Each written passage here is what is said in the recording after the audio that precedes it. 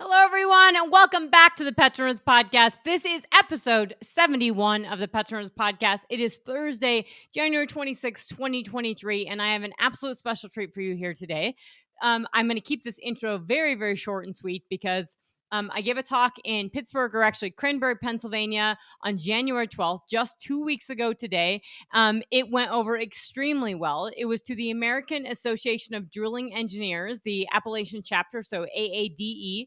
And it was a great, the audience was fantastic. I was given 45 minutes. I think it went an hour and 15 minutes. So went a little long, but everyone seemed to really love it. And everyone requested the video of the slides. Now, I'm not releasing the slides unless, that's usually a client basis thing. But I am releasing this video. So I do encourage folks to watch the video because you can see stuff and I'm interacting. So I encourage folks to both listen to this and watch it on YouTube as well. But with that being said, today is Thursday, January 26, 2023. We are having WTI is really edging up there. So if you're following the market, from 2 weeks ago, we've been edging up in prices. We are 81.22 for WTI. We are 87.64 for Brent, and Henry Hub is getting absolutely annihilated at 292. And we'll be going over that in later podcasts on why natural gas is getting crushed right now. But just to point out, obviously, oil prices are really pushing the envelope. There's a lot of optimism right now on a massive amount of optimism on China. So China's still closed for the Lunar New Year. So is Taiwan. However, the Hong Kong is open. And if you look at Hong Kong and you look at the trading, there's been a billions, hundreds of billions of dollars recovered in just 2023 alone. So in less than a month, a lot of money has flown back. And so you're seeing some massive amount of money flowing back and a lot of bets on the market on this. Now, the tricky thing is with this is that, so all this uptick in oil prices is betting on Chinese opening up and China increased demand. And the tricky side is what this means for inflation and if this can push up inflation. Obviously, pushing up oil prices is inflationary. And the Fed here in the U.S. is still fighting more sticky inflation, which is rent and housing, as also very high and still double-digit food price inflation. So that's serious. I would also note that I just listened to Numera, the bank, on CNBC World, and they were actually calling that for them, technically, the U.S. went into recession in December. They're calling for that. They think the data is lagging.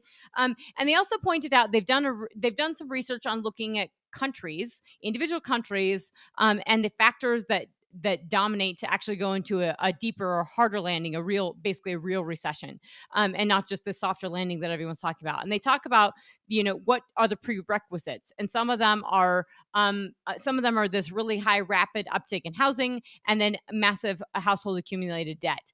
And we do have that in the U.S. So they talk about Japan, the U.S., and New Zealand being all the countries on the developed world side that could be looking at a much harder landing.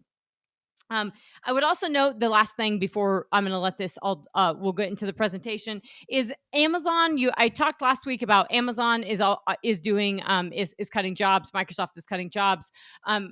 Google's cutting jobs. Goldman Sachs is cutting jobs. Banks are cutting jobs. So you're seeing everything from real estate to tech to banking, where you're seeing the white collar workers actually losing their jobs. Now hasn't started. We haven't started seeing that in the data yet, but that's very real. And Amazon has said they're actually selling real estate in San Francisco. I think that's pretty important to realize and pretty important to appreciate for the market is that when big tech companies are selling real estate, that's telling you something about the market and it's not good. So I think following where these job layoffs are, and then, the optimism that everyone has in the US on the fact that we won't lose jobs is partly because we don't have enough people entering the workforce and we still have a lot of job openings. But we also have a lot of folks that, a lot of companies that are talking about, hey, we're not going to, or an assumption that we have a lot of companies in the service sector that aren't going to let folks go because they're so worried about getting people back. And there could be a reality where that push comes to shove and prices are just too high and the economy is sluggish enough that they end up doing that. So I would be cautious about that. But with that, I am going to say we're going to jump right into this presentation. This is soup to nuts, everything from U.S. shale and production to the U.S. economy to what's going on to the global economy, to the war in Ukraine, and a nice close on ESG and China and everything that's happening there. So I really hope you guys enjoy it. The feedback has been absolutely fantastic. I encourage you to leave 5 stars on Apple, iTunes, or wherever you're listening to this. I greatly appreciate it. And talk to you soon, folks. Bye. Well, thank you guys so much. I'll start out by saying I love coming up here. So I genuinely love, we were talking last night at dinner that I like Midland too. I love pump jacks, but I really do enjoy coming up here. It's an absolute pleasure to be here. I'm not very good at jokes, so I'm not funny, hence the nerdy and the glasses. So if we have technical difficulties, I won't be telling jokes. But I can promise you a couple things, and that is that I have way too many slides, and I'm going to talk fast, and I'm going to talk a lot, and I'll probably go over my time. So those things you can know just in advance. But if there's anything you want to dive into, because I'm covering the global economy, U.S. shale, everything in about 45 minutes. So if there's anything we don't get into, please feel free to, we'll address it in Q&A. Make sure to ask really hard questions. This is free consulting, essentially, so dive in. And you can always hit me up afterward, and we can chat about it. So with this, I'll start with, not a crazy exciting title, but if I was to characterize 2023 in just the first 12 days we've been here, it is definitely uncertainty and their volatility. If I were to look back at 2022, I would say 2022 is volatility, and right now we're in this, ebb and flow of uncertainty. Obviously, the stock market wants to go higher; it always does, and there's a number of reasons for that. But that doesn't mean the economy, that's the underlying health of the economy, is anywhere reflective of what the stock market's doing. So major takeaways, what we're going to talk about today. I'm going to front load this actually talking about U.S. shale, and that's because in case I talk too much and I don't get through it, we will have front loaded this with U.S. shale. So we'll talk about the production growth, because what you guys have done, the folks, you guys in this room at AADE, the engineers on the drilling side of this business, which I absolutely love and respect, and love the engineering side of this business. What you guys do in this room, you guys have dramatically contributed to energy output in the US and energy output in the world. And so when we see lower natural gas prices, while that may not be good for business, it is good for the global economy, it's good for the US economy, and you guys are actually doing that on a day-to-day basis. So it's really important to sort of contextualize this and put it in context of what this means of production here, production throughout the U.S., high natural gas prices.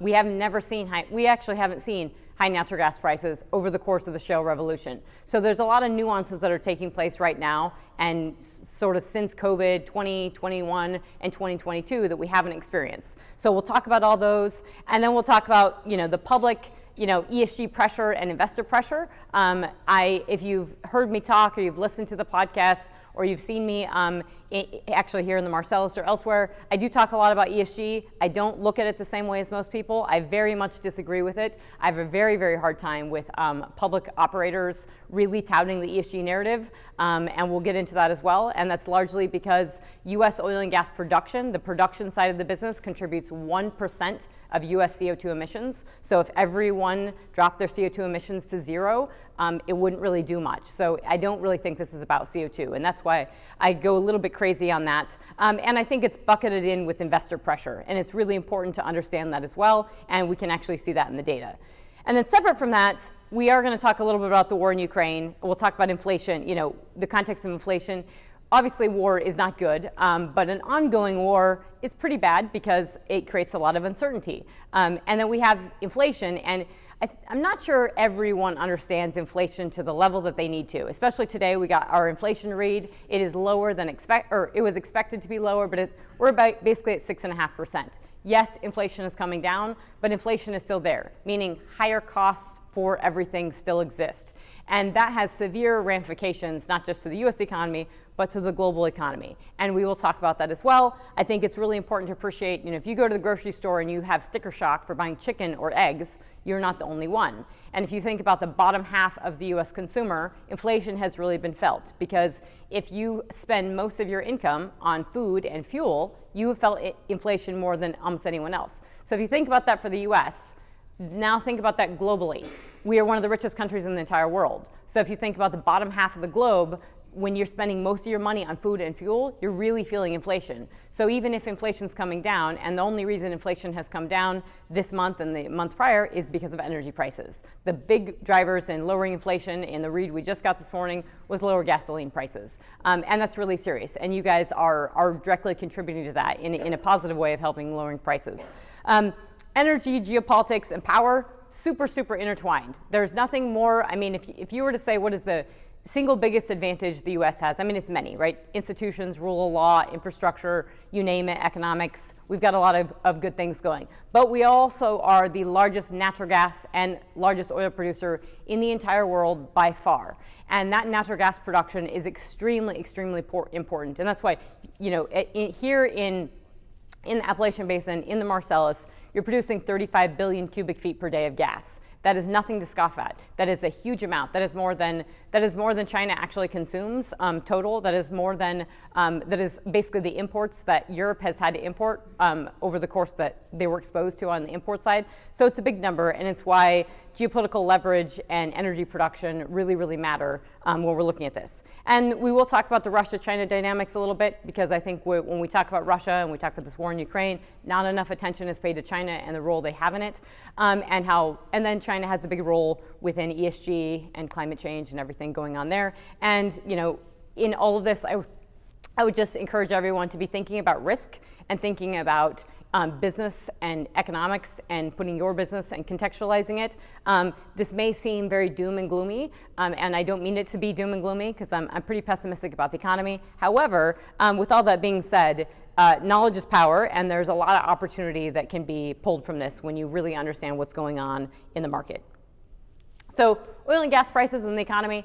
I've been showing this slide for a while because I think it's really important to look just back at, this is just Henry Hub and WTI, and appreciating that we have where we were sort of in 2008. Obviously, we had a big price spike, and I always put 2008 to get people to understand, 2008 we had Lehman Brothers, we had oil, we had inflation, we had oil price shocks, and then it came down. But unemployment didn't peak, when we saw the recession in 2008, unemployment and the real pain didn't happen until, the peak of unemployment didn't happen until 2010. So we have to realize when we say, oh my gosh, are we in a recession? And it doesn't always feel like we're in a recession because we're going out to eat and we're still doing things. You still live. Recession is just like every other day. It's just, it looks a little different. And so I think we have to be a little careful of asking whether or not we're in recession, and realizing that the higher unemployment has not, and some of the pains in the economy have not actually hit yet. But that being said, this is the oil and natural gas prices and where we're at today. So we have come down considerably. And part of that is because of production, because we're producing a lot. And also part of it is the economy. So crude oil prices, this was this morning. We have ratcheted up pretty significantly because we were hanging in low 70s, 78 and change, 84 and change for Brent. Something I want to point out here is that these bars on the bottom, this is your traded volumes. And you'll notice something, that it gets really thin as we get out here in 2022. And I think the thinly traded volumes in crude oil are extremely important to think about, because that means you exacerbate volatility. You can have a $5 swing up or down in a moment's notice. And part of it's because a lot of people have left trading for oil and gas. One, because it's not favorable. People don't like it for the ESG reasons, and everybody's anti-oil. The other part is people got burned on trading, and we just have a lot of algorithmic or computerized trading. And so you'll see that the algorithm or that computerized trading will see a headline and trade off of it. And so when you have these thin volumes, though, you have these exacerbated swings and moves. And that can create, obviously, volatility. And it's important to think about, because we have heard OPEC and the Saudis talk about it a bit, of saying, hey, we may not be reflecting supply, our supply and demand may not be what we're seeing in terms of price. And that is really important when we're thinking about where are prices and is that reflecting supply and demand fundamentals. Okay, natural gas prices. I mean, natural gas prices are a big component of why gasoline prices going down, but also natural gas prices coming down are a pretty big component of our inflation indicator. So down to under $4 is a big deal. Even a bigger deal is the fact that we saw such high natural gas prices, and we touched $10 an MCF over the course of the year. And you guys in the Marcellus, you probably appreciate that more than anyone. That's a pretty high figure. And I know that you don't necessarily get that at the gate price, and you're not necessarily getting that here, and it gets discounted. But we've also seen lower trading volumes on the gas side. That's very important. Impacts differentials considerably. But that lower simply having lower price for natural gas, a lot of that is storage and good weather. So we had all of us experience this rough Christmas winter storm, and then since then things have been warmer, and we have seen natural gas inventories go up. And really, that's because we have a lot of production. I mean, when you're looking at the production in the US, and I'll show you shortly, 122 billion cubic feet per day, massive amount of production, significant production growth, and that is because of high natural gas prices are driving lots of folks in the oil plays to actually focus on, or not necessarily focus on gas, but they're very okay getting associated gas. And so that's driving up nat gas production, and that is contributing to lower prices. And we also have one of the LNG facilities is still out, is still not exporting, and so that's helping as well. But we've seen global LNG prices, or global nat gas prices, that's European, Dutch TTF, dollars per MMBTU, that's come down considerably. We hit $100 an MCF in August of last year. That has come down to $20. Significant volatility in the gas space. I don't think that story is over. I think that Putin can still push some levers, and I'm not sure that story has been completely written. Now, if we look at U.S. production, and I know this might be a little messy to see back here, but this is just U.S. production and oil prices, and I always show this slide. I want people to visualize, contextualize, and understand where prices are at and where they were, and the fact that we always tend to do more with less. In the shale space, and especially in the US, we think about this from a price standpoint, production standpoint, but also when we get into the rig side, thinking about the actual rig count and doing more with less, and sort of the tranches of rigs and activity and where we're at in the US. So we're at about basically 12.4 million barrels per day. So we are clawing our way back to that 13 million barrel day figure. But if you actually look at all of liquids output, so production of crude oil, natural gas liquids, we are at record highs for the US. So by far and away the largest liquids producer in the entire world by a massive amount. And we've clawed our way back. A lot of that's because what's going on in the Permian. But if you just look back 2000, 2007, we averaged $44 a barrel. 2008 to 2013, we averaged $88 a barrel, so that was our hurrah. And then 2014, all the way through 2021, the average was $58 a barrel. And we saw massive production growth in that space. And then we have seen negative oil prices. Now we have higher prices. We're down in the 70s. So just putting that in the back of your mind, because it matters for what private companies are doing. It matters for what public companies are doing. And this is natural gas production in the US, which is truly remarkable, given that we only have 152 rigs targeting dry natural gas, and we have 122 billion cubic feet per day of gross withdrawals. Now, most of you guys probably know that the global oil market is a 100 million barrel a day market. The demand is about 100 million barrels a day. The supply is about 100 million barrels a day. And for natural gas, it is 400 BCF a day. The globe produces and consumes 400 billion cubic feet per day. And we are producing 122 billion cubic feet per day of that 400. That is massive, absolutely massive, and has a huge and meaningful impact, not just on our economy, but the global economy as well. And so the ability to permit facilities, get a pipeline built, export this stuff is absolutely huge, and it cannot be underscored enough in terms of the leverage and power dynamics and the capacity that has. But it is really important to realize these high natural gas prices have driven that production higher, because we're seeing this in, obviously the rig count is still dominated by oil, but they're getting nat gas with it. So oil rig count, that's in red, and I know most people say the rig count is irrelevant. I think it's kind of relevant to actually stare at it a little bit for a minute, and that's because this is where we were in 2011, 2012, 2014, super high rig count. That came down, that cratered. We only flipped. We only actually, had more horizontal rigs drilling than vertical rigs. That only changed in 2014. So it took that whole move, it took the shale revolution to 2014 and a downturn in prices for horizontal rigs to actually flip and dominate the rig count from verticals. Then we have, the period that I started my business that you guys have all felt, not very fun, up through 2016. And then we come back and we've sort of been at this level, and obviously we dropped with COVID, and now we're back. And with all the rig efficiencies and all the much longer laterals that we've drilled and all the efficiency gains that we had really over the course of 2021, before we had massive inflation and real tightness in 2022, we probably had more rigs, technically speaking, and we're doing more with less. So this is probably the new normal, and it's just that tranche there. I don't think we really need more rigs necessarily. We have a lot of tightness from an inflationary standpoint, the ability to get people in the field. All that stuff is very real, but actually needing more rigs is not necessarily something we're requiring right now. And the average U.S. lateral length, this is on average. This is lower 48, all average. we're over 10,000 feet on average. Here in the Marcellus, you're seeing around 13,000 feet on average. That's what the Marcellus is doing. In Midland, where it's a little more shallow, it's extremely well known in the Permian, you're seeing north of 11,000 foot on average. And you hear companies continually drilling 3-mile-long laterals. And that is also really impressive and important to think about, because 5 years ago, people said that wasn't possible. You're not going to be able to complete the toe of those wells. We're not going to get that production back. And we are. I mean, every time, no matter what in this business, when you tell somebody they can't do it, they do it. And it just takes time. It takes the right people doing it. When we had deeper, the Permian Basin and the Delaware, you have very deep spots. That's very thermally mature. It's very hot. And there were drillers that weren't experienced that didn't want to touch it. And now it's very common to drill extremely deep wells in the Delaware. And that really depth, that thermal maturity, that gives you a nice gas drive, gives you a nice oil production.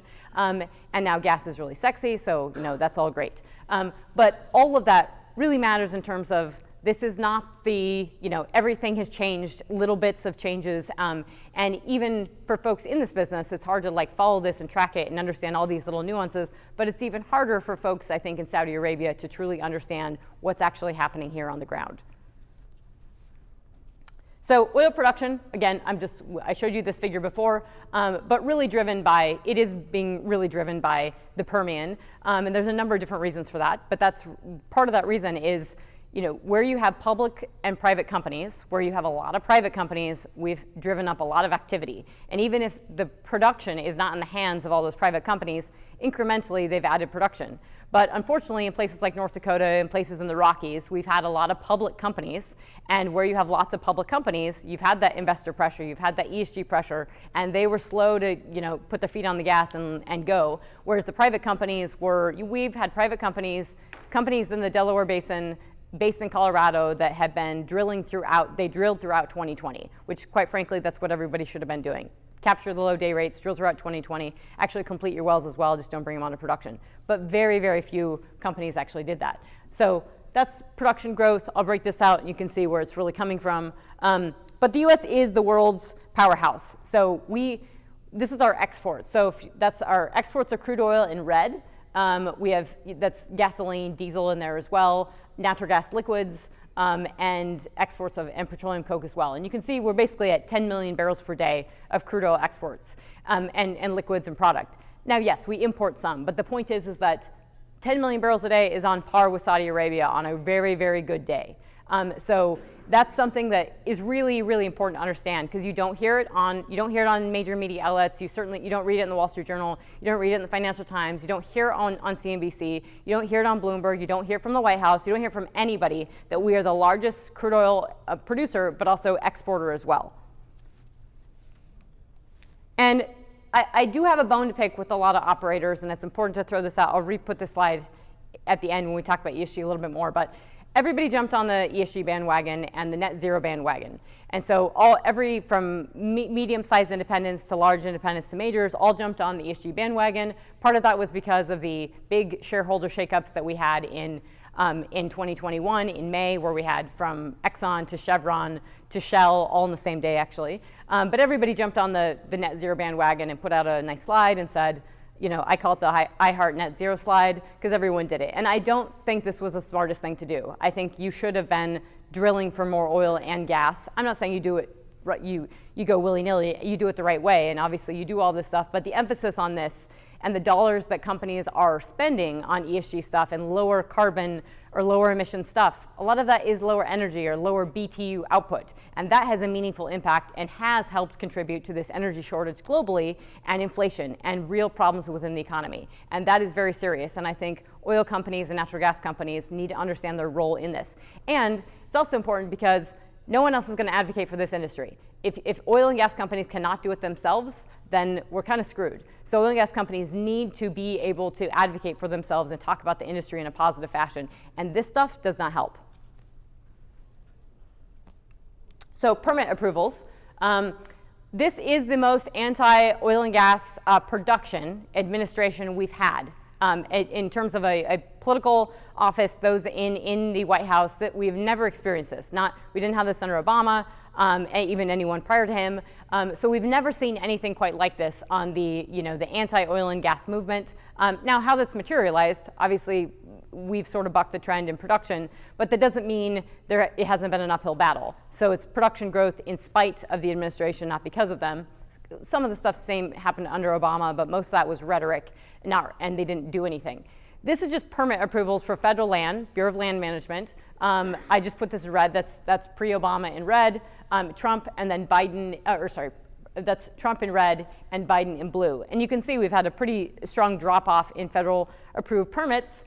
So the problem with this is that we're just not increasing these permits. And if you have a permit that expires up until this administration, if you had a federal permit that was expiring, you could put it back in and you could get it reapproved very easily. We don't have that now. You cannot get a federal permit approved. If it's expiring and you haven't had a chance to drill it, you're not going to be able to drill it. They're going to let it expire. And that's very serious because, you can turn on the TV, you can hear the administration say, well, you have 9,000 permits and you haven't drilled them. Well, anyone in the industry knows that that's not exactly how the oil and gas business works. And you don't just drill every permit that you have. You have to, the business evolves over the course of the time, and your understanding of those wells might be, maybe you should drill them, maybe you shouldn't. But you drill the stuff that's going to make the most money first. And so it's not a positive thing even for just revenues from a federal standpoint, but it's a very bad look for the administration and for long-term oil and gas output. So day one, though, was suspending all permitting on federal land, so including Indian lands, which was not legal, but that was the day one. So the administration sort of set up this, if people want to talk about where is the government on this, it's not for oil and gas because they started this day one and they were making that a very, very clear message. So day one was we suspend all permits, and they actually revoked, if you got a permit on January 20th or the day Biden came into office, it was actually revoked. Now that changed about 2 months later, after the politics stuff subsided, they started approving permits. But then day 7 was the executive order on climate change on 14008, and all new leases on federal land were paused. So we don't have lease sales anymore. It is a bit bananaville to think we don't have any lease sales on federal land anymore. We don't have them in the Gulf of Mexico. We're not doing this. This is a really, really big deal to states with federal land, to Wyoming, to Montana, to Alaska. This is a huge deal with long-term lasting consequences. And it also means in terms of oil and gas companies that want to invest in the US, this is problematic because you're not investing on federal land. And then day 30 was rejoining the Paris Climate Accords. That's a really big deal because that folds into the net zero stuff that on the Paris Climate Accord side, as well as the International Energy Agency pushing net zero. And okay, so Strategic Petroleum Reserve, this is pretty unprecedented as well. And while I'm not super bullish on oil prices for a number of different reasons, I would say this is teeing us up for a more bullish scenario because if we have any kind of volatility in supply and demand dynamics throughout the course of the year, which we could easily have, we have drained our SPR massively. And this has not happened yet. A lot of different administrations, Republican, Democrat, they often dip into the SPR piggy bank because it's a way to make money, but nothing has moved the needle. And then you see during this administration where you just drained it massively. And that was to help, a desperation in sort of trying to get oil prices down, trying to get gas prices down. The problem is that it's really about diesel prices. And I've seen the diesel prices here. You guys are still north of $5 a gallon, which is still really, really high. And we have a pretty big spread between gasoline and diesel. So the problem it wasn't just oil output that they needed, because I don't think this administration or many folks in DC really understand how the oil market works. And it is about production and it is about supply, but it's also about refineries and the entire market. And we lost over 1 million barrels a day of refining capacity in the US. We lost a massive amount of refining capacity globally, and we've seen Russia has exported a little bit less of refined product. China's exporting less refined product. And we have outages in France, and we have strikes in France with Total. And all of that collectively, a few 100,000 barrels a day here, a few 100,000 barrels a day there, all that has added up to having shortages. Shortage might be a rough term, but tightness in the diesel market globally. And so I wouldn't say it's all for naught, but this didn't probably have the impact I think the administration certainly wanted to or thought it would, because they're not controlling the refining side of the business. Now, natural gas exports, just so you can see this, that orange line is our LNG exports. So you can see that has really ratcheted up. One of those green lines you see on the right, the reason why this ratcheted up is because nat gas prices, if we're selling them abroad from an LNG perspective, you're getting $16 an MCF. So that's massive. That's absolutely huge. Obviously, very, very meaningful when you're used to getting $2 or $3 an MCF. And then even that's pipeline exports in purple. So in total, we're exporting about 20 BCF a day. We've hung around, on average, this 12 BCF a day mark for crude oil exports. We can increase, as you guys know, we can increase this. We have about 14 BCF a day right now of capacity. Our capacity is ramping up a little bit, but we really need a pipeline out of the Marcellus to come down to the Gulf to actually help increase this. So that's our LNG capacity, which I just mentioned. So the global LNG market, another thing, just put this in your back pocket for future reference, 50 BCF a day. I mean, LNG is still a new market. Exporting liquefied natural gas, putting natural gas that we have to compress and we have to put it on a pipe and we got to ship it, it's not an easy business, and it is still very new. So this is only a 50 BCF a day global market, and China is taking 11 BCF a day, but again, 11 BCF a day. I mean, we have companies producing nearly 11 BCF a day here in the US. So it's not a lot, but it has grown. And so 50 BCF a day total globally, it's still a pretty new nascent market that we have to appreciate and contextualize how this has taken place over time. We've had a significant ramp up. Obviously, this is 2021, so 2022 data is going to be higher with Europe taking more LNG imports. And then this also tells you a lot about energy security, right? Is that natural gas is not something, given we didn't export a lot of this, we didn't put it on water before, because you want to produce your own natural gas and you want to consume it at home because it's a lot easier. You pipe this stuff around, you have to compress it. And this is why coal starts becoming pretty attractive from an energy security standpoint, because coal, you can just shovel it up and you can set it next to your coal-fired plant. You may not have to ever use it, but if you need it, it's there. You can put it on a truck, you can put it on a rail car, you don't have to compress it, you don't have to put it on a tank. And this has had huge consequences for the world. This has helped drive up diesel prices because all the tankers are moving from the US to Europe now, and that's driven up tanker prices. That's driven up the cost. You have to actually put diesel in those tankers to actually ship it. Lots of, every time we move the needle on something like this and you have something this big that's moving, like this war in Ukraine and all the impacts from it, there's lots of consequences from that. And it is impacting our business on a number of different levels. So that's your refining capacity that I mentioned. That's your spread in your diesel and your gasoline prices. That diesel prices are still pretty high.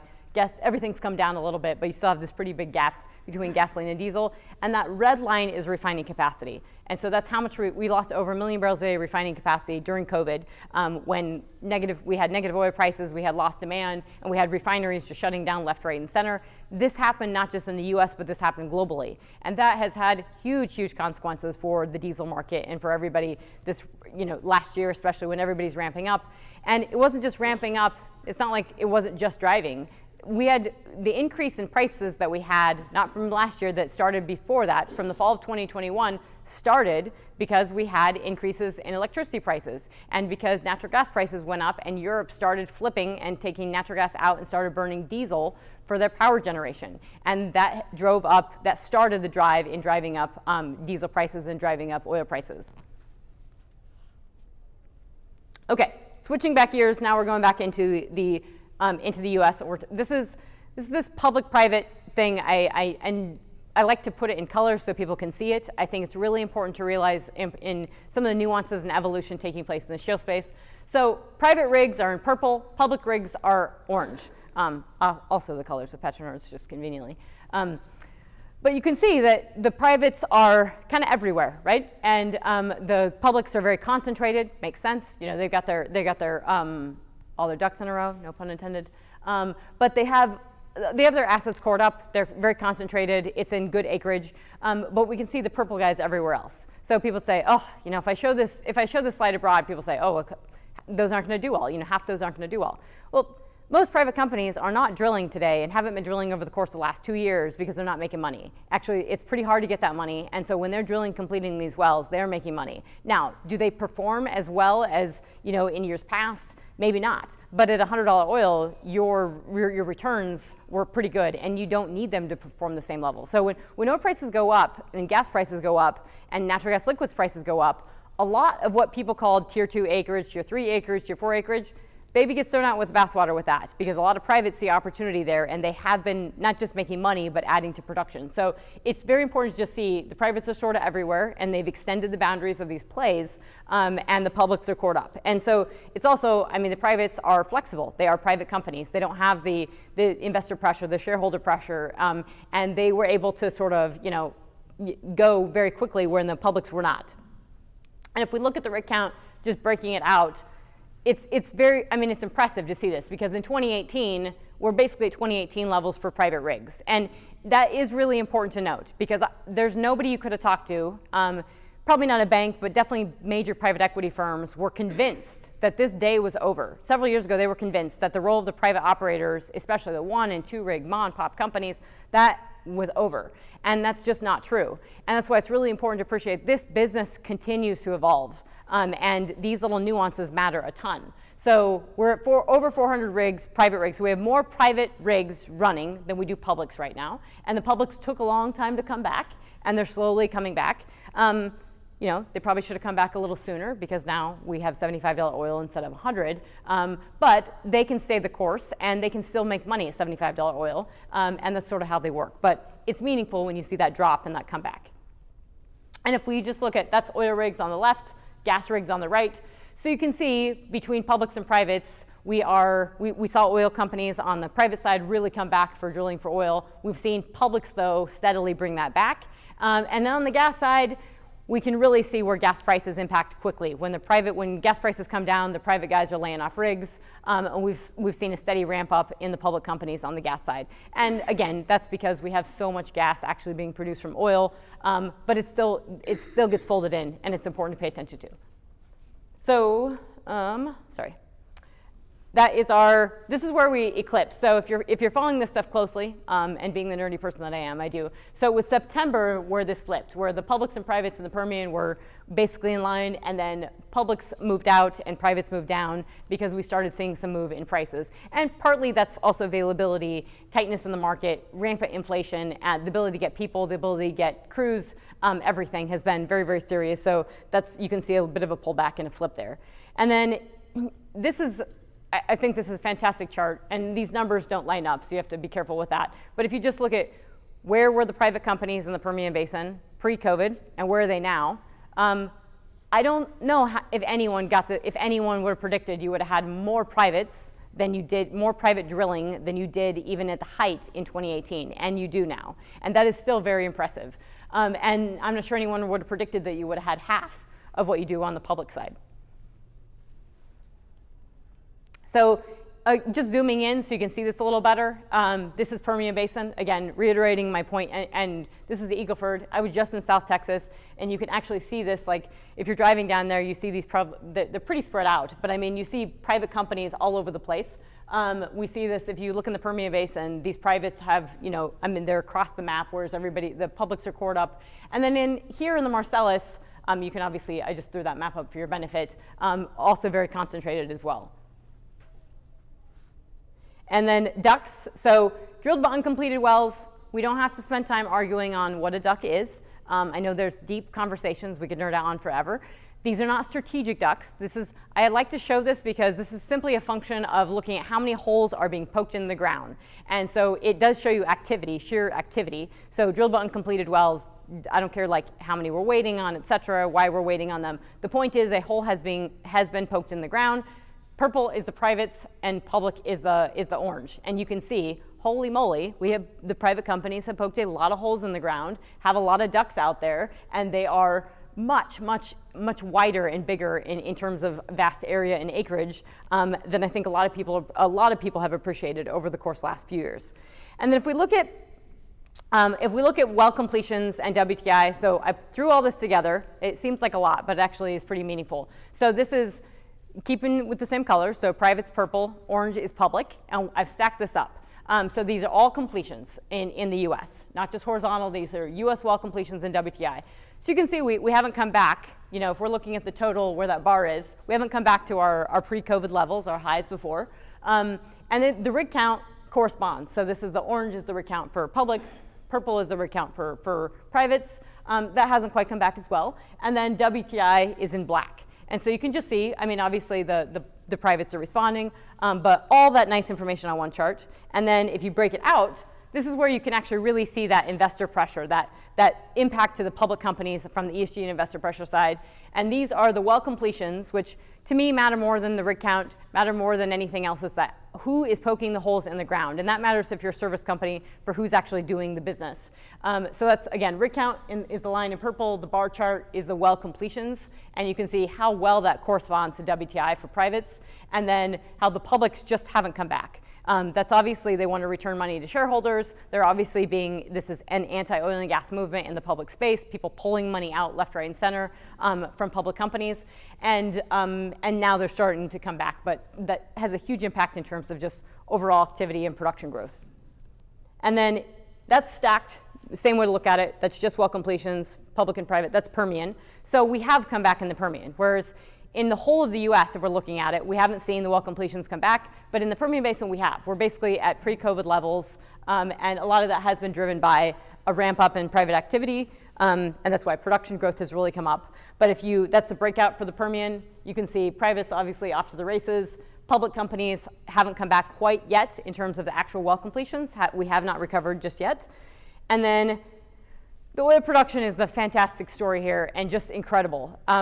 New Mexico, so the Permian Basin, you have the Delaware Basin, you have the Midland Basin, and New Mexico has 2 counties, Lee and Eddy County. So 2 counties alone are producing 1.7 million barrels per day. That is more than small OPEC countries. That's more than some medium-sized OPEC countries. Nearly 2 million barrels a day in 2 counties. It is just absolutely incredible that the sheer growth that has taken place here. So that's huge. That's sort of the what to do thing. The not to do, and this is where, if you're looking for correlations from regulatory standpoints and difficulty in drilling and everything, Colorado's a place to look. If you're looking for, synonyms for what you're experiencing here in the Marcellus with the inability to build a pipeline, we definitely have a harsh regulatory environment in Colorado, and you can see the impact to Alaskan production, California production, Colorado production is all on the decline.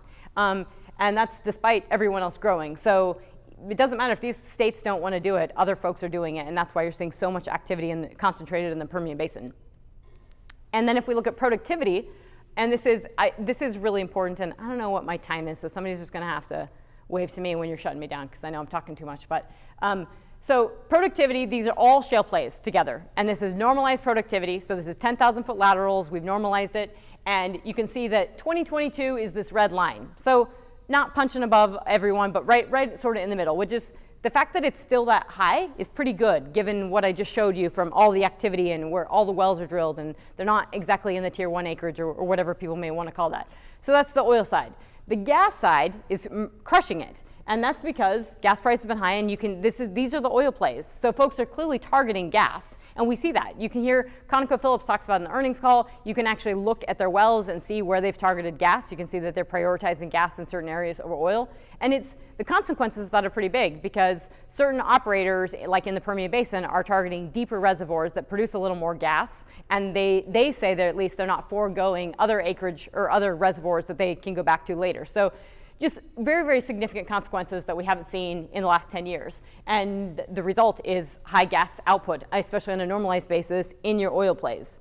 And that's just Permian Basin normalized, right in line. We're still seeing great production levels. Even with these 3,000 foot laterals, we expect some diminishing marginal returns, but if you're normalizing productivity and you're seeing it like this, it's telling you that we're not seeing a massive drop off in production despite the acreage boundaries that we're pushing and despite the longer laterals. And that's Appalachian Basin well completion. So the same thing as I was explaining before. So here in the Marcellus, you guys have seen a steady decline in completions. This is a result of not having the worries about hitting pipeline capacity and people slowing down in anticipation. So that's what's going on. So the only way this is going to come back and increase is with more pipeline capacity. And if we look at just the production, though, production has been great. You've hung in there at 35 BCF a day, but the actual well count is, and this is a normalized curve, again, a 10,000 foot MCF a day curve. These wells are pumping out 13 BCF a day, 13,000 MCF a day, which is massive. And about 740 wells in 2022, but each year the well count is coming down. And that has ramifications for everybody's business and for businesses going elsewhere and going into other basins. Haynesville, just by comparison, kind of eaten the Marcellus' lunch in terms of activity and growth and where everybody's going because they do have pipeline capacity. And we've seen Haynesville production go to 16 BCF a day in a heartbeat. And these wells are just monsters. And that's still with, a fraction. You're doing this with, 300 and some wells over the course of 2022. Okay. I don't know how much time I have, but I'm going to rip through the U.S. economy and the global economy and ESG fast. So everybody okay with that? We're still awake and on board? All right. Okay, U.S. inflation data today. If you didn't see it, inflation came down to 6.5%, and you can see this downtick right here. Great, super exciting, wonderful, inflation's coming down. Not so exciting in the fact that this purple line here is shelter data. That's housing. So if the Fed is doing one thing and they're targeting its housing, like that's core inflation, by the way.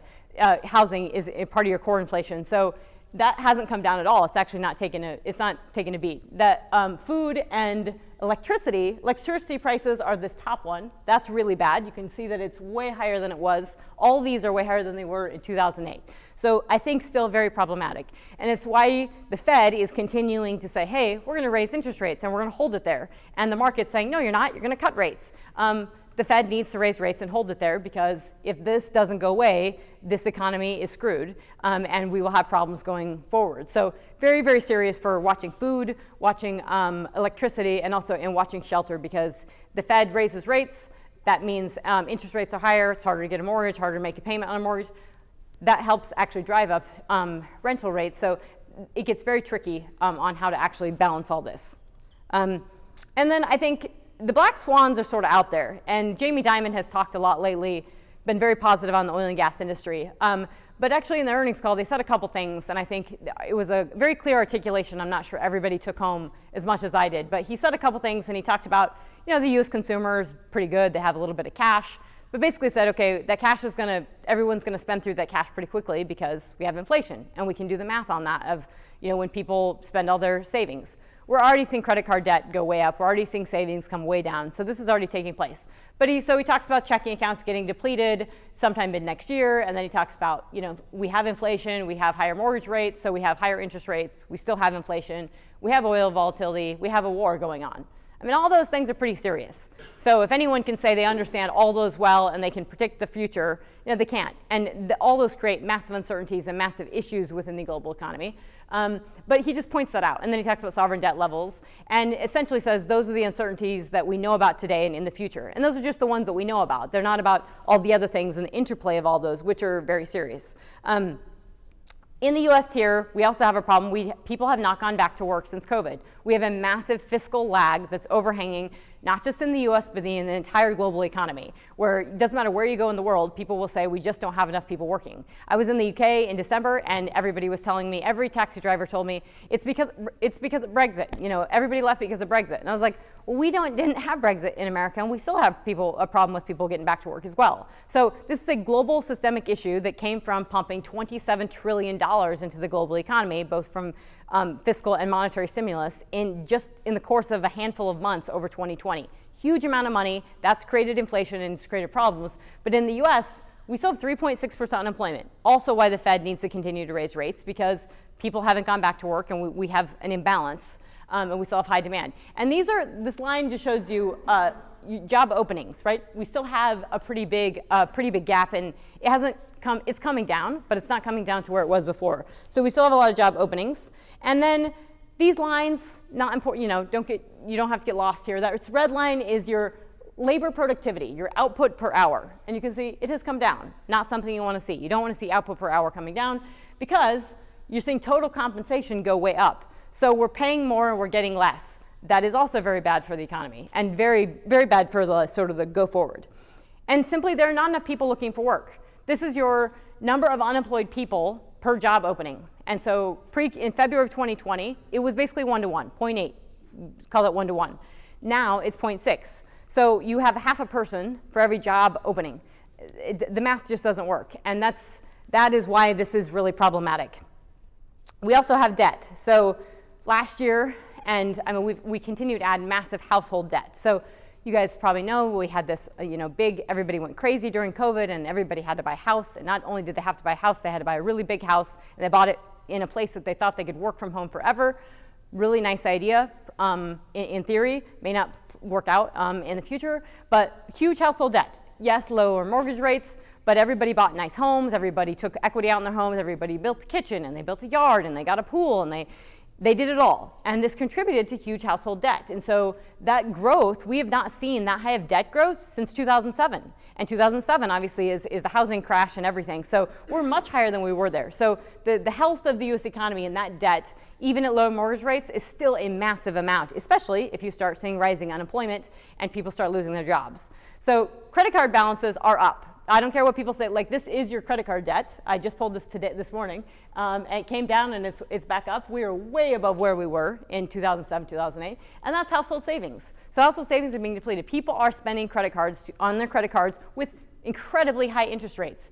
I missed my payment by half a day because I didn't get the reminder on my Apple Pay, and I pay my credit card fully every month. I have a credit score of 850, and I pay in full, and I was dinged $50 for being 6 hours late on my credit card. And I have a perfect credit score, and I've never not paid a bill. That, if you can imagine people not paying their bill for a month and having a few $1,000s on it, that's not $50. We're talking hundreds of dollars in interest payments. So this is really, really serious and not something that anyone is talking to at a severe length. And that's going to eat into people's purchasing power, obviously. Now, if you take one slide away, and this is messy and everything, but if you remember nothing from this presentation, I hope it's at least this one. And this is, love these colors again. I don't know how this happened, purple and orange, but they're there. This is inflation, interest rates, and unemployment. So black is unemployment, inflation is in orange, and purple is your unemployment, sorry, or Fed funds, or black is Fed funds rate, inflation is orange, and unemployment's in purple. And you can see that our inflation in the 1980s was 14.7% in May of 1980. 1981, we have a 19.1% interest rate. That's really high. I'm not saying we're going to go there. But you didn't peak in unemployment until November of 82. So the point is, it takes a while for this to happen. And so unemployment doesn't peak till 2 years later, and you have nearly 11% unemployment. So we haven't felt the pains of what's going on right now. And that is very important to think from a spending standpoint, from a business standpoint, from an economic standpoint. We've also never felt high oil prices and high inflation. I mean, we just haven't. This is dating back into the 1970s. This is crude oil prices, and this is high inflation. So yes, we had high inflation, but we didn't have high crude oil prices. And then we were smooth in the 90s, and even when we had high oil prices recently, well, we can all remember it, we had low inflation. And now we have high inflation. This is on average just for 22. That's inflation and oil prices. And yes, that's coming down, but that's going to linger in the system for a while, and I think that's extremely consequential, and it means that most financial advisors have never experienced this either. U.S. mortgage rates, people can say they're coming down. We're at 6 and change. If you Google and if you and I, anybody in this room was probably to get a mortgage, it's going to be north of 7%. The problem with that is that no one can afford the monthly payment. No one's actually getting approved because they can't afford the monthly payment because it's so high. So even if it's a $500,000 mortgage, it's huge. And that's very, very serious for the housing market. You have a lot of places that nothing's moving right now. I mean, right? It's kind of like the bid-ask spread in oil and gas assets. Yes, it might be the right price, but mortgage is too high, so things are for sale, but nothing's actually selling. The buying conditions for large household durables, this is the Michigan Consumer Sentiment Survey. You can see it's improved, but this is the buying condition for large household durables. So if you listen to Walmart earnings calls or Walmart rhetoric and stuff, they talk a lot about the large household durables as well and how bad that market is. This is your refrigerators and your big stuff, right? That was great during COVID. Everybody was redoing their kitchens and buying that stuff. That has cooled, and with high interest rates, one, it's a bad sign that this looks so bad because it means everybody was buying their refrigerators on credit, and two, it means that they don't have the money to buy the refrigerator, period. But it's at a record low, and that's very bad. And then our buying conditions for houses are also at a record low. So we're talking way worse than 2008. It looks really bad. And this is what I think the stock market is not appreciating. They're not appreciating that the bottom half of America does not have the savings, has already spent through it, and simply is going to move the needle. And the worst part is the job layoffs are happening in the top half. So we're seeing the white collar unemployment begin to rise. So we're seeing Amazon layoffs and Salesforce layoffs and Microsoft layoffs and Goldman Sachs layoffs. So that's we're tipping around here in a unique period that we have never seen before. This is just home prices and oil demand in the US. They actually do rise and fall together. They are sort of had continued to move up last year, but this was 2008, and you can see how they basically move in lockstep. This is global oil demand. You can see it doesn't really move huge amounts. Even during the 2008 financial crisis, we had a little dip. We lost a couple million barrels a day of oil demand. The reality, though, is that we were the ones that led that drop in oil demand. We consumed 20 million barrels a day in the US, and we lost a few million barrels a day. During the 1980s, we lost 3.7 million barrels a day. It took nearly a decade for that demand to recover. And then we lost 2.5 million barrels a day in 2008. And it took years for that to come back. And we're just sort of at that comeback point. So it is really, really meaningful to think about sustained high oil prices and sustained high inflation and the impact it can have on demand. And we've sort of bucked this trend recently because the revenge of COVID and people driving and everybody wanting to get out. But it can still be there, and it means if your economy is slowing, you're just not going to use as much diesel necessarily because you're not going to be shipping as much on trains and FedEx and packages and all that stuff. Okay, global economy, and I promise I'm wrapping up soon.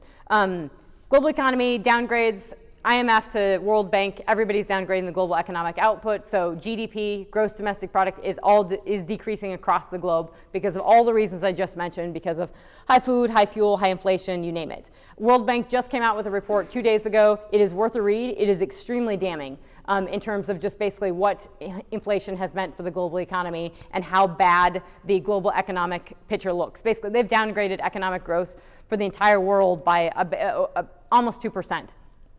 Or 1.5 to 2%. So the war in Ukraine is still ongoing. This is a map of the war in Ukraine from February 24th when it started last year, and this is a map now. The point is it hasn't ended. We don't have how is this going to end? Would Putin accept just a bit of acreage here? I don't know. I don't think it's going to look like that. That has a lot of precedent. I mean, Ukraine isn't basically saying they're willing to accept that. The point is it's still going on, even if, depending on what you hear, what you believe on how bad the troops are doing in Russia, they've spent the course of this winter basically attacking energy and energy infrastructure. And you have over a third of Ukraine that has been without power for the winter. So very, very meaningful in terms of how long this war is going to go on and how much this is going to impact Europe, and sort of bringing Europe to their knees and keeping them very distracted, I think, for a long time. And you could see how the benefits could be if you're China and you want to do something else, say in the South China Sea or something with Taiwan. Europe's pretty distracted. They're not going to be jumping in and ready to go. And China is funding this war with Russia's war with Ukraine. So that's really big. And you can see the impacts of this. We've had over 10% inflation in the UK. It's going to be one of the worst recessions that they've had in a long time. And this is their energy prices. This is just sorry, that's German electricity prices. My apologies, but pounds look the same. You can see the ramp up. It's more than quadrupled in most of these places. Even when it's come down, they're much higher than they were before. So hugely consequential in terms of the actual inflation and what they're paying from a household basis. And this is massive growth in fertilizer and food costs. And again, this is the global economy. If we think of just going to the grocery store ourselves, what this means for if you're Africa, if you're the Middle East, or if most of your income is going to food and fuel, this is really problematic because this is just indices that show you the growth in food and fertilizer costs. Fertilizer costs obviously have been impacted by high natural gas prices or the inability to get natural gas prices in the Middle East and Europe, but also, it's what impacts food, the actual food output. So what's happened is a lot of countries have been unable to farm with fertilizer because it costs too much, and therefore they're getting lower yields on their crops, and therefore they're going to have less food output, and this is going to continue to cycle. So I don't think the food inflation story is quite done, especially for the rest of the world, not maybe outside of the US. The gas flows into Europe. These are the major conduits that you bring in gas to Europe. Essentially, there's two major pipelines, Nord Stream 1, Nord Stream 2, which never flowed gas into Europe. Nord Stream 1, Russia stopped flowing gas into Europe quite a while, several months ago. And then those pipelines were sabotaged. I wholeheartedly believe that was a pretty sophisticated operation to sabotage those pipelines. That was done by Russia. You had to know those pipelines pretty intimately to do that. And it's a pretty big statement because that's Russia telling Europe, we're not going to flow gas in those pipelines, even if you want us to in the future. That's done. That's meaningful because most Europeans, I think, on the official side and the government side, believe that that gas would begin to flow in the future.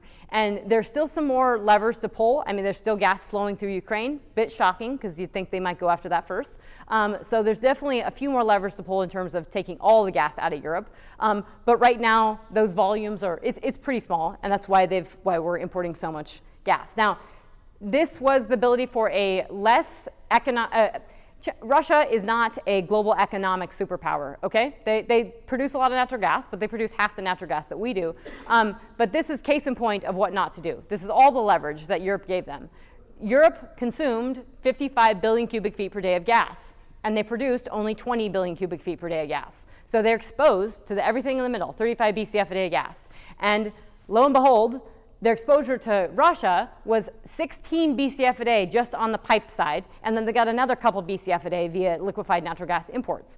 Pretty big. So Russia had all the leverage they needed in the world to do this war, and Europe completely gave that to them. And that is because of their very aggressive green policies, pretending that they're not consuming natural gas while stopping to produce their own natural gas and grabbing renewables from China and throwing it into their grid as quick and as fast as they can, and really exposing themselves to these price spikes because the renewables didn't actually work when they needed them to. Russian production has not fallen off a cliff, despite what everyone thought. That isn't to be said that this year we could lose more production, but these revisions in Russian production have been revised throughout the course of the year. They've sort of hung in there over 10 million barrels per day. They are getting massive discounts to their crude, so whatever you hear about the price caps and stuff in Europe, it's kind of irrelevant because they've been taking massive discounts on the crude. China's still taking their crude. India's still taking their crude. Essentially, the crude's just been rerouted around the world. China's used to this. They take 1.5 million barrels a day from Iran. Iran's been under sanctions for years. They don't care. This is Russian total supply. This is what IEA said they were going to drop off production in that dotted line over the summer. That didn't happen. That's Russian total supply. Obviously, recently, this is a fresh slide, didn't happen. And all this tells you here is that the products, refined products, Europe has not stopped taking refined products from Russia. They have stopped taking more of the crude, but only the crude via ships. They haven't stopped taking the crude via pipe. So things are just getting moved around, rerouted. For all Europe's talk, they haven't really done much. OPEC production has come down a little bit, but you can see Saudi Arabia production in September was over 11 million barrels per day, pretty high. They're going to have record high output for the year, north of 10 million barrels a day. If you remember how much we're producing 12.4 million barrels a day. So again, 12.4 million barrels a day compared to now they're 10.5 million barrels a day, which they're doing because they want higher prices. So global rig count, again, I think this is the new normal. This was where we were at, 2010, the early pre-2014, we came down here, this is where we were, this is where we're at now, we're probably gonna level off there.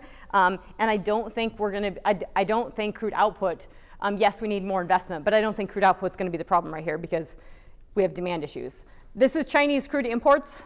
It's between 10 and 12 million barrels per day is what China imports. Everybody thinks they ripped off the Band-Aid on zero COVID and they're going to be off to the races and China's going to save the world. I wouldn't bank on this. I think there's a lot of stuff going on there. It's pretty messy. And the China-Russia relationship is very, very serious. China has funded this war in Ukraine. Their trade with Russia has gone up massively over the course of 2019 through now. They get really cheap stuff from Russia. They've increased their gas imports by 1/3. They've increased their crude oil imports. They've increased their grain imports. The one country that's benefited from this war is China on many, many fronts. And that's because also renewable imports from Europe have gone up 85% from China. So Europe has bought 85% more solar panels and more transmission lines and more renewable stuff all from China over the course of this war. That's Russian exports to China. You can see obviously those are way up. Okay, so the International Energy Agency came out, and I promise you I'm almost done. International Energy came out this year with their forecast that they always do, which gets most of us pretty frustrated because they're just not a reputable organization anymore. But this line up here is from 2020. So the International Energy Agency was an entity to explain crude oil markets to people, and they put out a monthly report that some of us have to pay a lot of money for.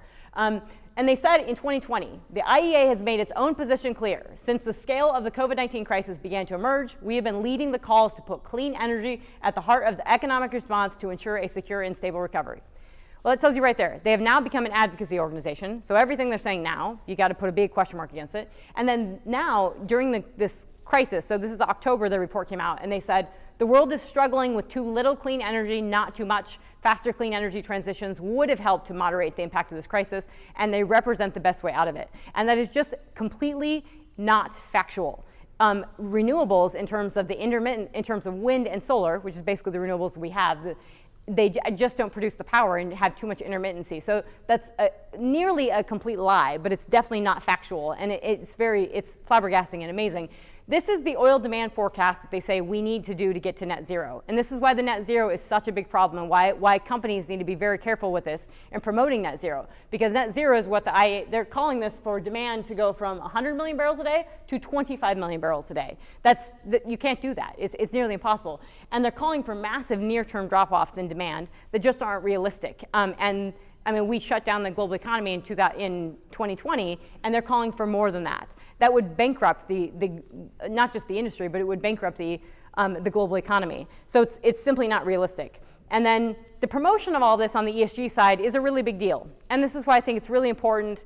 It's really important for folks here in the Marcellus to understand that, yes, you can promote gas and you can say coal is bad, but if you listen to Bloomberg and you just watch commercials, you'll see this commercial that talks about, beyond coal. And if you look up the Beyond Coal thing, it's funded by Bloomberg and different entities. So it's Bloomberg Philanthropies. So this is your news organization who's putting on these commercials. And if you look it up, it's not just Beyond Coal, it's Beyond Coal and gas. So if you stab the knife in the back of coal, they turn and stab that back in the knife of natural gas as well. They don't want, and I don't even call it fossil fuels, it's traditional fuels. It's crude oil, it's natural gas, and it's coal. There's a movement against that. And the consequences of that are so big because during COVID, during 2020, we lost a record amount of energy production. And I know people are anti-coal, but from an energy security standpoint, it is really serious because China's producing so much coal and they power their grid with coal. And if we are reducing our grid reliability, we're reducing our domestic power reliability. And again, I have to put this IHAR net zero because I have a huge problem with it. The energy transition, the cost of it, and I know I'm way over time, so I sincerely apologize. The cost of the energy transition, estimated to be $276 trillion. That's over $9 trillion a year. These are ridiculous numbers. No one's ever going to hit it, even when the economy was good. Global power generation by fuel. Everybody's saying we're reducing our consumption. We're actually not. So this is our global power generation by fuel. You can see the black is coal. The red is natural gas. The renewables is that chunk in green at the bottom. Chinese coal production is just completely off to the races. They're producing record amounts, over 400 million tons of coal. Now that should be a warning flag to a lot of folks of just the ramp up in that and what they intend to do with it and why they're prioritizing domestic energy security so much. This is a very cool map. This is just a heat generation map of all their generation. And you can see their coal generation, their power, their grid. And this is why we could kill ourselves all day long fighting CO2 emissions in the US, and it won't matter a lick because they have 8,500 terawatt hours of power generation. 65% of it's coming from coal. Over 5,500 terawatt hours is coal-fired power generation. They added 1,000 terawatt hours of coal-fired power generation last year alone. We in the US have 878 terawatt hours of coal-fired power generation. So not even a fraction of less than what they added last year alone. So you can't compete if it's about CO2. It's not about CO2, it's about energy security. Chinese coal-fired power plants, you've got 200 in construction, you have over 3,000 operating, you have another 121 announced, another 106 permitted. It just goes on. And these are real numbers, so it's serious. What this means for domestic energy security and economic security and national security is extremely meaningful because this is UK power generation by fuel. Their power generation has come down, and it should be a red flag to anyone that a major economic democratic country is dropping power generation. It means that they can do less. Their output will be less. Yes, they're consuming less, but that's not good for your economy. That's Russia. Russia has more power generation output. That's not a thriving, robust, diverse economy. That's Russia. But it means something from a power standpoint of what they can actually do, what they can produce, and what they were able to do. This is Europe and the US power generation combined by fuel, and that's Chinese power generation. So we have less power generation in the US and Europe total than China has. So that's your West against the rest. China dominates the solar and battery manufacturing industry. They process all of the rare earth minerals because it's a very dirty and intensive and extractive process. They do it with forced labor, so they have free labor and cheap labor, and they don't have the environmental standards, so they can process all that. So anything, not just for renewables, but if we're using graphite, if we're needing copper, if we're needing any of this stuff, it's coming through China, and that has very serious long-term consequences for supply chains and actually getting this stuff, especially from a military standpoint. That's the solar exports I told you about that's ramped up. And then just lastly, this is Chinese industrial electricity generation, which eclipsed US and European total electricity consumption. This is your industrial output. Now, ours is flatlined a long time ago, but the point is China's is still increasing. And I would throw out to the audience and folks when I explain this is, what do they want to use that output for? Is it just to make renewables forever and just to sell us solar panels? And I would argue it's probably not, that your ability to produce other things, including military equipment, is pretty high as well. So with that, I really do apologize for going over, and thank you.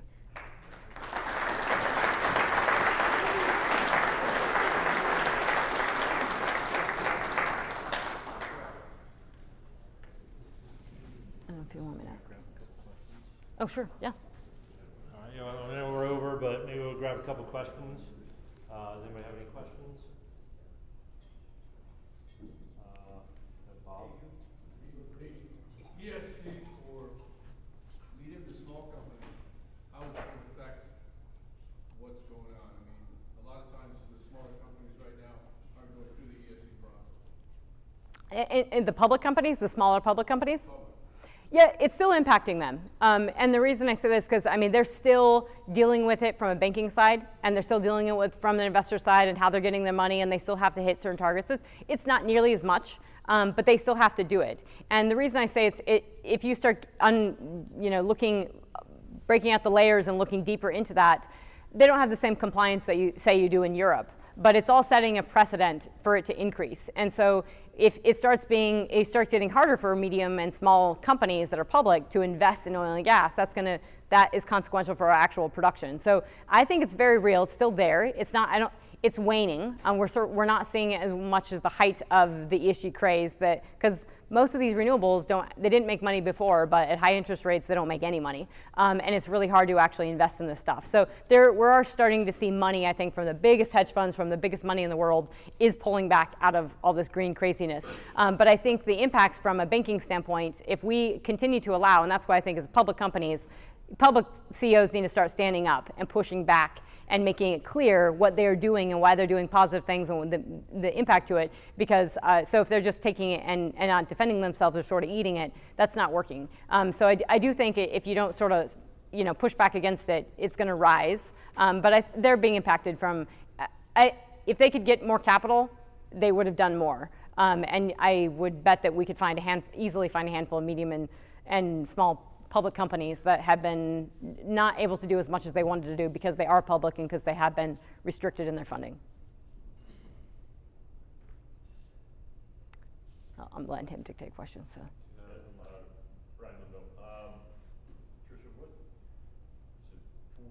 you can say this for oil or gas, but demand tends to be more elastic than supply, because once you drill the well you're producing, people have leases on drilling rigs, so once you have it, you want to continue using it.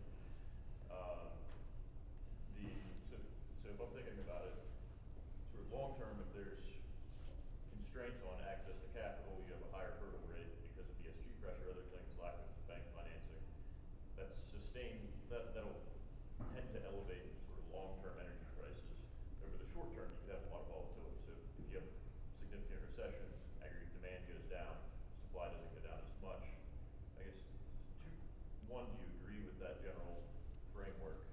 Two, if so, or if not, where do you see the bottom in the event of a recession for Henry Hub and for oil? If you want to take a stab, and how do you, when you talk with clients and companies, how are they thinking about hedging future output, given that a lot got burnt by hedging and having to turn against them when prices went up? Gosh, Brian, it's like you work at a bank or something. Yeah, no, those are great questions. Okay, so calling a bottom on prices, I would say that I have been more bearish on prices. I believe I was at your event when Toby Rice pushed me to call out on oil prices, and I had been saying 80 over the course of last year. We closed at 75, so I'm not trying to toot my own horn. I'm just saying the economics did not suggest we would be higher than 80. from a demand standpoint. That being said, volatility in trading and everything, we could ratchet higher, we could ratchet lower. Everybody's now we're seeing a lot of banks call for 110. Don't think it's there. And I don't think we're going to bottom. We're not going to crash in prices because we have enough demand holding in there. This looks a little more like 2008 style oil correction than it does like a sustained pain in oil prices. And the concerns I have with that are, one, if we stay at these levels, if we stay at the 75 range or whatever, we could easily go lower. We can go in the 60s. There's enough economic headwinds out there. We can go lower. I don't think we can go down to 55 and stay there. It seems too low. But I mean, obviously, picking floor is a little harder. Henry Hub doesn't look great, and that's if we continue to ratchet up production and we get a little warmer weather and our natural gas storage levels are up. Yeah, that's going to come down. That's going to keep coming down. I mean, we understand the natural gas side and can predict it a little more easily. I don't think there's the upside there just isn't there from a growth standpoint. So people are calling for this upside. It doesn't exist. There's too many economic headwinds there were last year. They took a while for people to realize, and they exist today. So the upside is there. You're right that the long-term potential of production is impacted by higher prices, because if you're restricting, to the previous question, if you're restricting capital right now, that's going to have impacts on the future.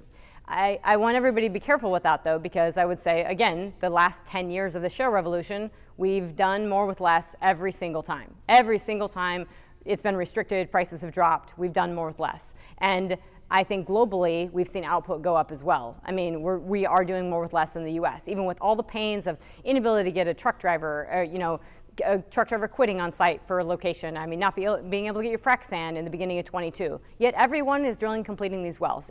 Even as painful as it is, it still was happening. So I'm a little bit more optimistic in the ability for the rock to keep giving and the ability for operators to maneuver and us to get smarter, because that continues to happen in this business. Doesn't mean that we won't have issues and upside prices for restricted output, especially if the world continues to do what they're doing and handing the geopolitical levers over to China. But I just want to caution folks to not completely go down that road. That is a scenario. It's not the only scenario. I guess we'll probably do one more question and then we'll wrap up. I think there are a couple over here. I don't know. Jesse? Yeah, so you talked a lot about the hate on to net zero, and also talked about public CEOs doing more. What are your thoughts then on Toby Rice's Unleash US LNG campaign, just in terms of the messaging and the overall impact of the industry and world economics in the world? I think the Unleash LNG is great. I'm all for the messaging, and Toby's been on my podcast, and we've battled it out and bantered and at Brian's forum over last spring. I agree with the Unleash the LNG in principle, but I think that CEOs need to be more public companies. I'm not calling out Toby or anyone. Public companies need to stop talking about CO2. This is not about CO2. This is about energy production. When you're emphasizing the CO2, that gives levers for everyone, because you can say, okay, well, we're doing this natural gas and it's great, but then other companies are, when public companies say this, it's kind of like having legal precedent. When you're pushing this narrative and pushing it, the banks are doing this and everything, you are telling people you don't like, this is about CO2 emissions, when it's not. So you're impacting the ability to continue driving production higher. And the people who don't want to invest in you in the first place, they don't want to invest in you. They don't like you anyway because you're oil and gas, period. There's a massive amount of money and people and entities that are trying to push that money out of the system. So you're kind of fighting a battle that you're not going to win in the first place. Unleashing LNG is great, but you have to build a pipeline to unleash LNG. And we have to build a pipeline. We have to do everything in our power to build a pipeline. And when I was in DC in the first part of my career, all I saw oil companies, Pioneer Natural Resources, Continental Resources, you name it, they were in DC every week, and they were on the Hill, and they were with all the think tanks because they were lobbying for crude oil exports. And I don't know if every single oil company and every single gas company is in DC every week lobbying for a crude oil pipeline and actually linking it back to geopolitics and explaining how important this is for American energy security, American economic security, American grid stability, and the ability for actually to not just fight a war, but actually to entertain one and live through it. I mean, this is way bigger than the consequences of not building a pipeline are huge, but I don't think these programs in terms of getting a pipeline built they're not far enough. And I don't think, while unleashing the LNG is good, you can't unleash it unless you build a pipeline. So it needs to be build a pipeline and unleash the LNG. in my opinion. Thank you, Trisha. That was great having you here. Please join me in thanking Trisha for.